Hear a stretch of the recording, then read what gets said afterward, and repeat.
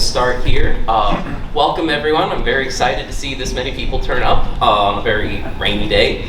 My name is Levi and I work here at the MComp Center for the Historical and Cultural Society of Clay County. I just want to give a brief introduction to Dr. Larry Peterson. Dr. Larry Peterson is originally from the Fargo-Moorhead area. After attending MSUM, he graduated from the University of Minnesota with a PhD in American Studies, and he would move back to the Fargo-Moorhead area and taught at the History Department of NDSU for the next 40 years until retiring in 2016. He now helps coordinate the efforts of Red River Rainbow Seniors, try saying that 5 times fast, and their project Breaking Barriers, Harvesting LGBTQ plus stories from the Northern Plains. The HCSCC, try saying that one 5 times fast, and I work here, is very thankful for their efforts in preserving this part of our region's history and helping with the creation of our exhibit, At Last, the 10th anniversary of marriage equality in Minnesota. This exhibit can now be accessed online from our website. The QR codes are in the back on some of the flyers. With that, I just want to welcome Dr. Larry Peterson.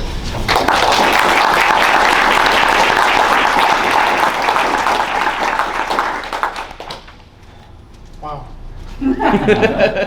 Well, I want to thank HCSCC for hosting this, and I want to thank especially Levi for the publicity, Marcus for the arrangements. I also want to thank my members of the Red River Rainbow Seniors family, who this would not have been possible really without the people in the Red River Rainbow Seniors who supported this effort and have cooperated and made it happen every way. I also want to recognize particularly Tammy Lanigan. Tammy's in the back there. Tammy has been our transcriber from almost day one, and so all the 230 plus interviews that we've done, Tammy's the one who has transcribed them and kind of helped us on the path there. So I should also say, even I'm not just here, but Angela Smith from NDSU was really a key person in helping us get going and answer questions of how to do things. Well, dancing is an elemental, culturally universal human activity. I have to get my clicker here so I don't forget what I'm doing. Throughout much of history, dancing was connected with rituals rather than entertainment. Couple dancing is reported in Europe in the 11th century for the first time, and although same-sex dancing existed for many years, our first really record of it is a 1726. All right, we'll try it.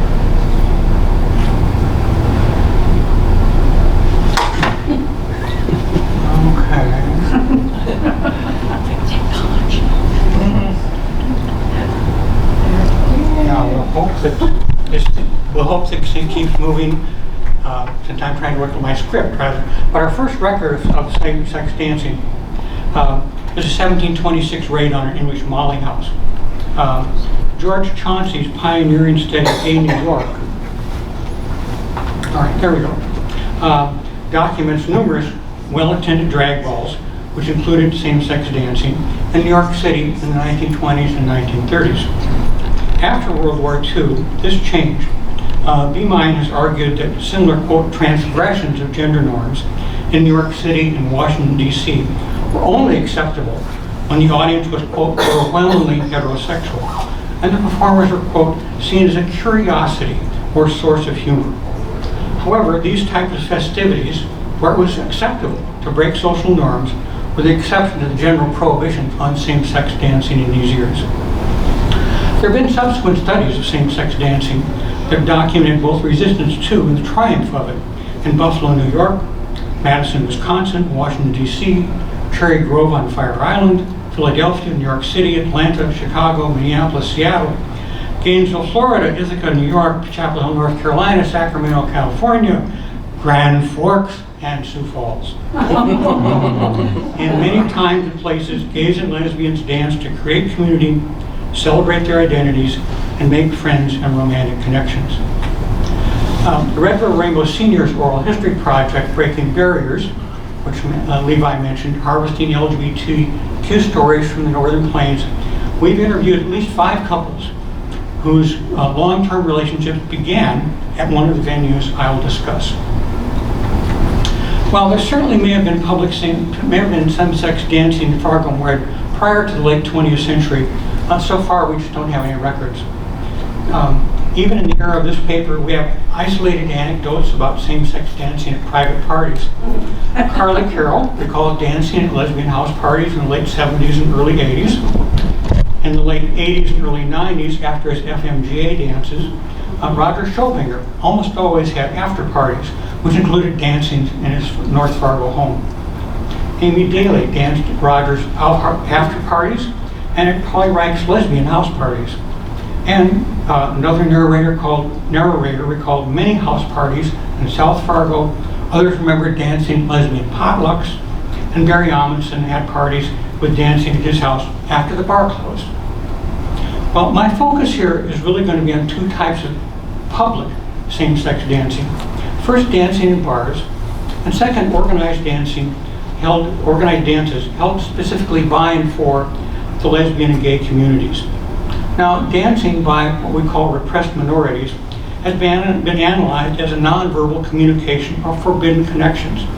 And same-sex dances were usually in safe places where dancers could find soulmates and freely express who they were. As Lori Baker shared, quote, "Dancing was the finest expression of my sexuality, my identity, my soul." These dances were also forms of what historians would call everyday resistance, to create a sense of community that was key for the gay rights movement. As John D'Amelio notes, efforts to build community ties through activities like dances have the effect of strengthening foundations upon which a movement for justice can be found. The first 3 bars we have records of for same-sex dancing were the Take 5, the Dynasty, and the Old Broadway. Although not advertised as such, Fargo's Take 5 was recognized as a gay bar. And people who are very long time Fargo residents, Moorhead residents, might recognize, I won't be able to get this is Brian Coyle, right here. And Brian Coyle was a longtime peace activist and first gay city commissioner in Minnesota, in Minneapolis. Well, in 1975, the NDSU student newspaper described gays dancing at the Take 5, filling it, congregating it wall to wall as the evening progressed. In a blue lit room, same-sex couples danced to funk and to David Bowie's Changes. And these children that you spit on as they try to change their worlds are immune to your consultations. They're quite aware of what they're going through. Changes, turn and face the strange. Changes, don't tell them to grow up out of it. Changes, turn and face the strange. Changes. Well, after the Take 5 burned down in July 1976, the next reported dances were at a Polynesian restaurant, the Dynasty, that operated as late-night disco in the latter 1970s. Well, downtown Fargo's Old Broadway, however, was another story. In early 1980, bar staff ejected 2 women who were dancing together and told them not to return. And this was the response that was in the local gay newsletter, where you can see outreach doesn't mean reach out and touch someone on the dance floor, and Old Broadway on the right-hand side there. Well, despite being thrown out the next June, 40 to 50 people stayed to public same-sex dancing, despite the efforts of the DJ and the bouncer. The dancers exulted, quote, that they showed the management, "We won't sit down and take this selective harassment they've given to people." Although the bars actually soon published kind of a newspaper ad that seemed to back off, in the 1990s, same-sex dancers continued to cite examples of the bar's anti-gay harassment, including the fact that, quote, Their bouncers were just notorious for hassling people. Two guys on the dance floor, they would literally get in between you and show you the door. The last two bars in Fargo that had same-sex dancing were definitely gay bars. Lenny Tweeden opened My Place on July 1st, 1983. And that was really the first time that gays and lesbians actually had their own space in Fargo and Moorhead. And not just an area where they were tolerated in an otherwise straight bar. Lori Baker drove from Minot to My Place to, quote, find a community that I had never had before. Another narrator said My Place, quote, created a life and made me happy. Tweeden recalled, I knew that there were guys driving in from North Dakota. It made me proud. There'd be a carload come down from Grand Forks. The bar was busy with young guys off the farm who are probably living very closeted lives. Initially, gays and lesbians danced cassette tapes that Tweeden purchased from the DJs at the gay bar in Minneapolis. However, one side of the cassette sometimes ended in the middle of the song, catching the dancers off guard. Well, Kelly Morris, and this is a cassette from Kelly. Kelly Morris was a local would-be DJ, and Kelly came to his rescue. Kelly remembered, quote, I went up to Lenny and I said, you know, I make mixed tapes, and I can time it so that songs don't end right in the middle. Yeah. Soon Morris, with his new professional turntable and his vinyl collection, was the regular DJ at My Place. And here you see some of the playlists that Kelly put together. Kelly was getting dancers out of the floor and moving with songs like Venus by Bananarama. She's got it. Yeah, baby, she's got it. I'm your Venus, I'm your fire, your Messiah. I'm your Venus, I'm your fire, your Messiah. And the Pointer Sisters Jump.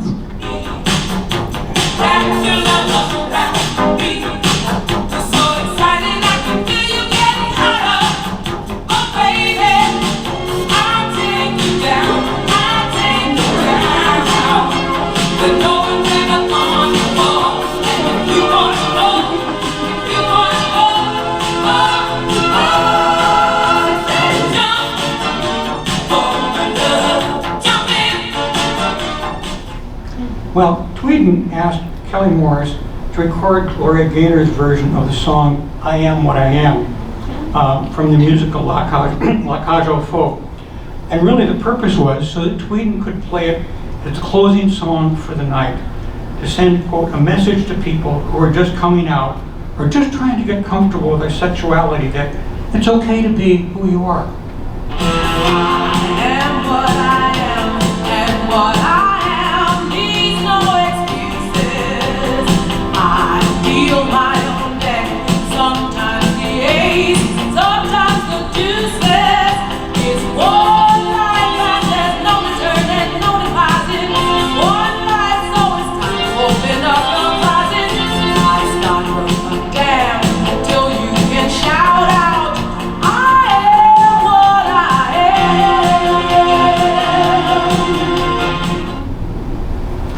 Well, in 1997, Kurt Kiefer and Mark Ammon converted a former tire store in Moorhead into the area's second true gay bar, the I-Beam. The I-Beam actually featured a 10-foot tall statue of a circus performing elephant sitting up, front feet playfully posed. And as you can see, many people playfully posed in front of the elephant in the photographs. Gail Wishman recalled it was a place to, quote, just dance and socialize and have a good time. Similarly, Bob Ubel remembered it as the main gathering place that was comfortable because pretty much any time we went in, we could find someone we knew. And we also met new people there and expanded our social circle. Nicole Unger remembered, quote, a friend always wanted to go because he wasn't ready to come out at the time and felt safe there. And the now experienced Kelly Morris became one of the regular DJs until they closed in 2011. Morris particularly remembered, quote, how the dance floor would fill up when he played Donna Summer because people just knew that voice.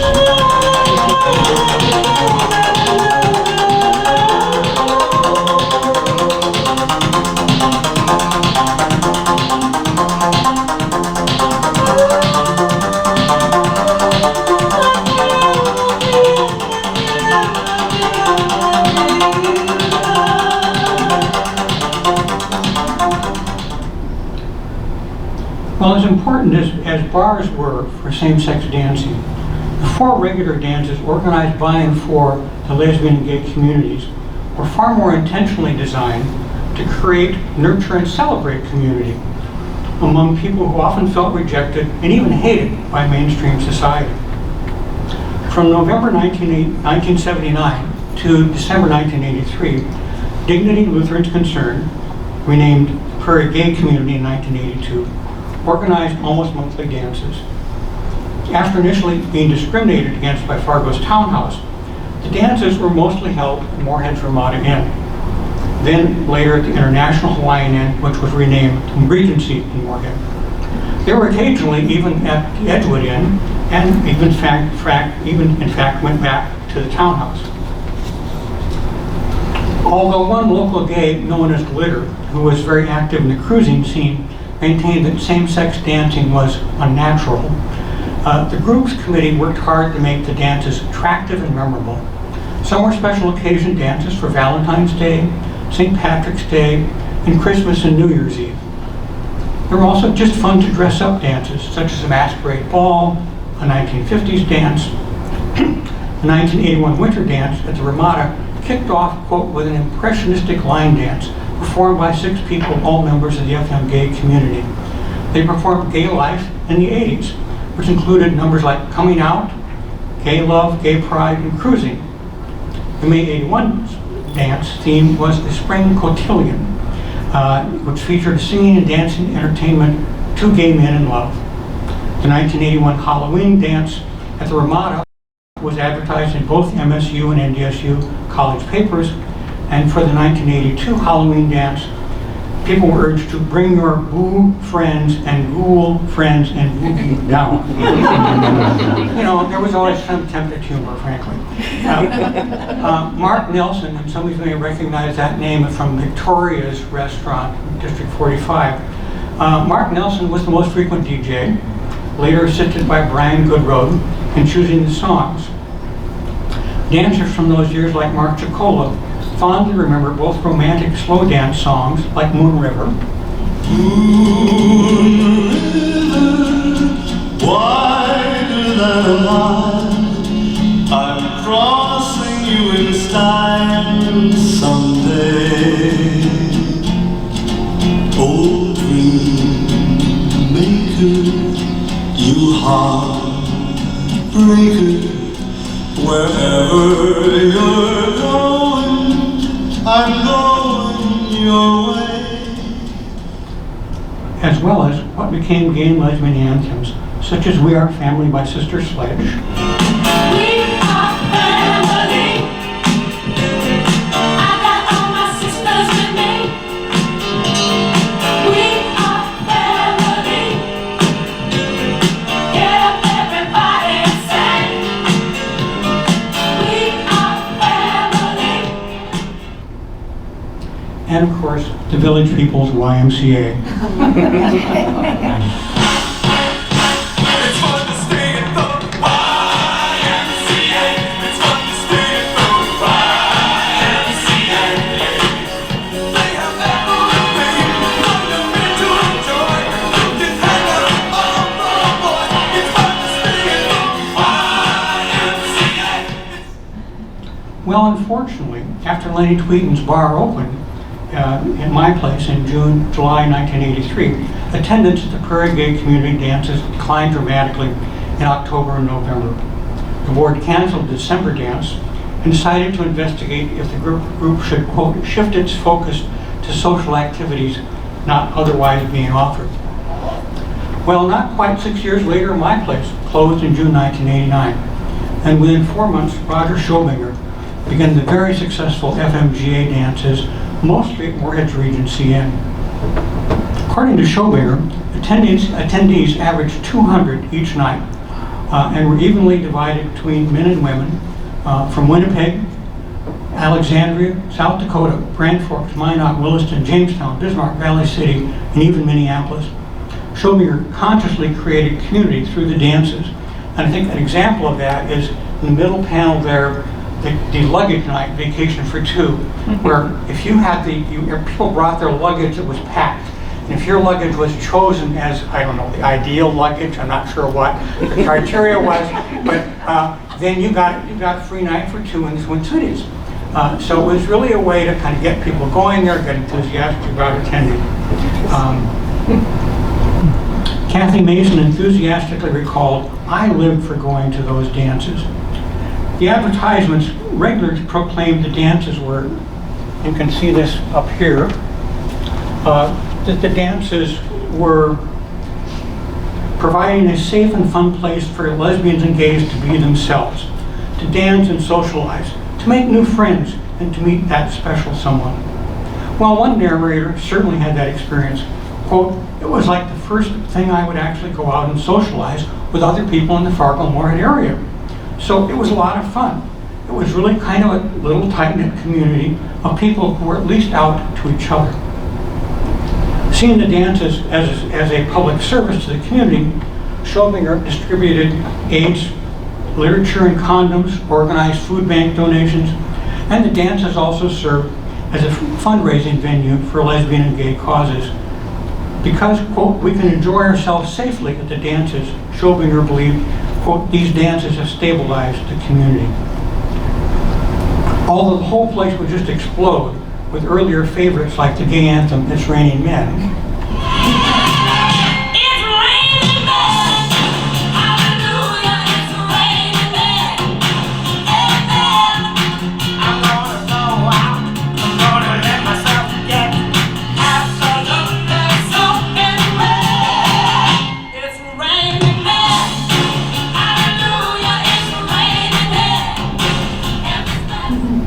Most of the music was current disco.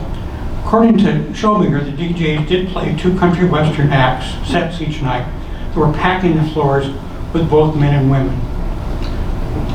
Kelly Morris, now alternating as the DJ with Eric Nordland, was once again getting people on the dance floor, playing tunes like "Use It Up and Wear It Out" by Pat and Mick, and "Vogue" by Madonna.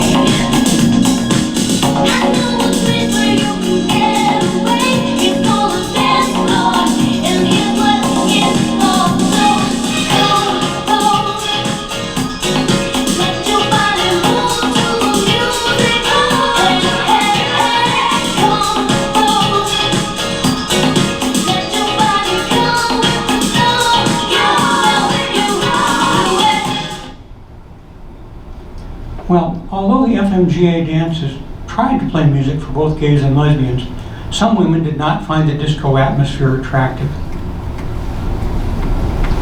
Robin Short recalled, quote, "his music wasn't my music, and the women I hung around with at the time, his music just wasn't our music. It was loud, you couldn't really talk, and it wasn't the kind of music I liked dancing to." Well, not surprisingly, in September 1989, Short, Jody Peterson, and others organized the first of a series of women's dances that continued until at least 1997. However, these were not actually the first women's dances in town. The Center for Women, which opened in 1977 in Fargo, sponsored the first annual women's dance in May of 1982, and in October '82, an explicitly labeled lesbian dance. The next generation of women's dances, commonly known as Robin's dances in the community, met initially in the basement of Moorhead's Food for Thought bookstore. Dancers found themselves, quote, "out of the male gaze, and that was glorious." Well, perhaps it was the lack of alcohol, or the bring your own cassette tape sound system, but those dances were not well attended. However, when Short, aided by Mark Borchert and his sound system, moved to Fargo's Boulder, there were usually at least 50 dancers, with many of the women coming as groups of friends. Trying to capitalize on a natural audience, Short even scheduled back-to-back dances when the women's softball tournament was held in Fargo. Yeah.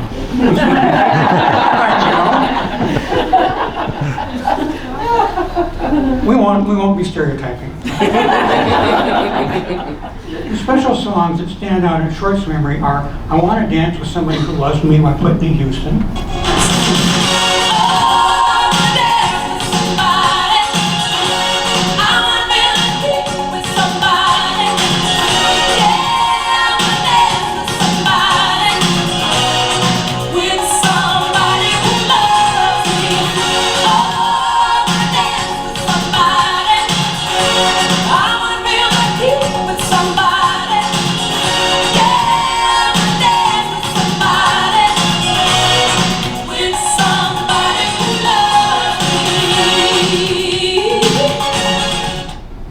and the very romantic I Do by Paul Brandt. Well, I promise to be your best friend, and am I here until the end?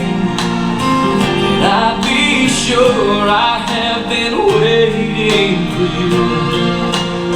And did I say my love is true? Baby, I will, I am, I can, I have, I do. Well, fourth and final series of dances organized by and for the local lesbian and gay communities were Mark Borchardt's Black Orchid productions, commonly known as Decadances.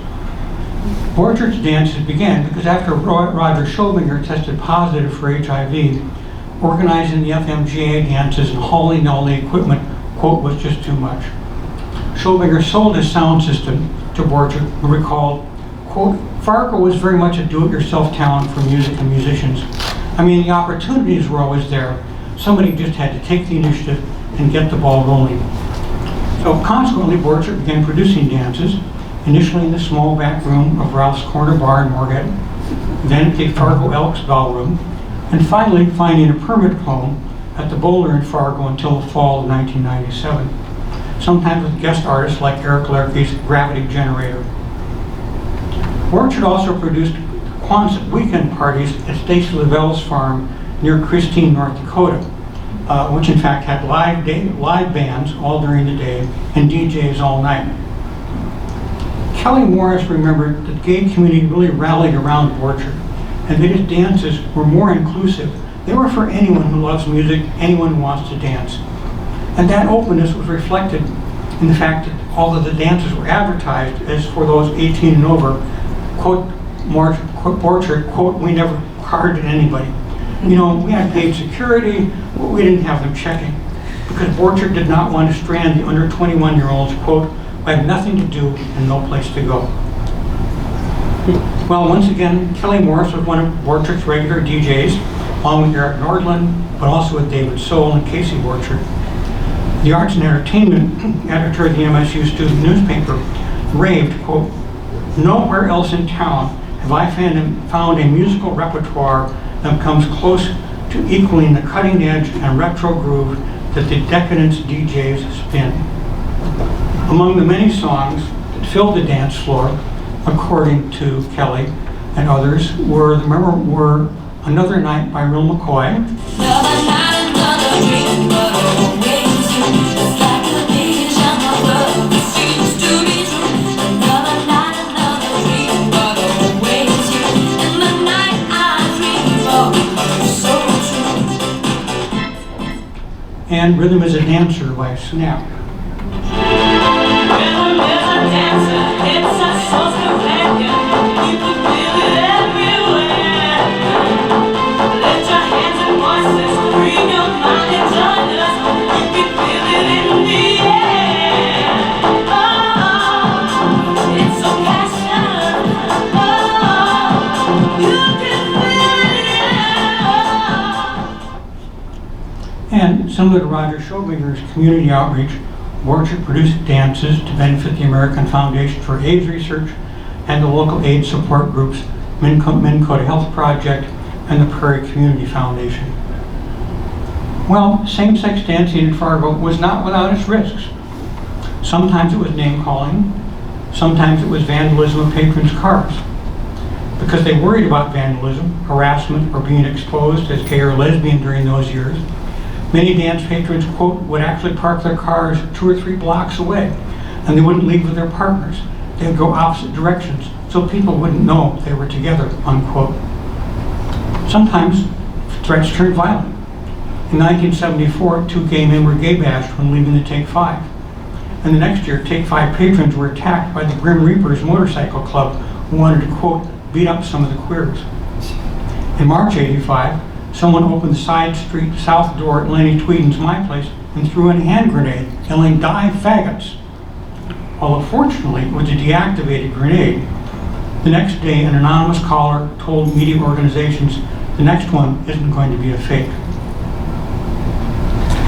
The FL lesbian and gay communities, however, were resilient and resisting. When someone threw a tear gas canister inside my place in June '85, a lesbian immediately kicked it out of the door. DJ Kelly Morris remembered, quote, many incidents at my place where straight men would come in and harass the gay men. And many times, the lesbians would confront the guys, often because they were just as big or bigger. And Morris, quote, even saw one woman pick up a guy and toss him out of the bar. Del Barst remembers leaving the I-beam one night with some friends and being harassed and confronted by a group of straight guys. And Del Barst, who was 6'3" in his cowboy boots, proceeded to pick up the guy and beat him soundly in the face, which ended that harassment. While resistance is seldom that dramatic, we all know that progress is not inevitable, and it's often followed by backlash.